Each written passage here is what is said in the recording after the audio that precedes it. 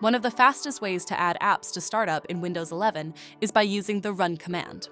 Keep in mind that enabling an app at startup means it will open automatically every time you turn on your PC, which is particularly useful for apps you need often. To get started, press the Windows key and the R key to open the Run dialog box. Type shell:/startup and press Enter. This command instantly takes you to the startup folder. This is where Windows looks for programs to launch during startup. Inside the folder, right-click and choose New, then select Shortcut. Browse for the app you want to automatically launch and create the shortcut. Once you've added it, the app will open on its own the next time you reboot your computer.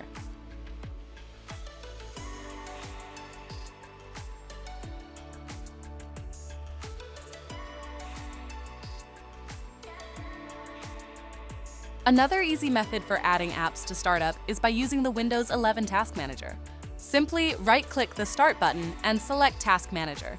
On the left side menu, choose Startup Apps. You'll see a list of programs that can run when your computer turns on. Find the app you want to enable, right-click it, and select Enable. Once enabled, that program will automatically launch every time your PC starts up, ensuring it's ready to go as soon as you log in.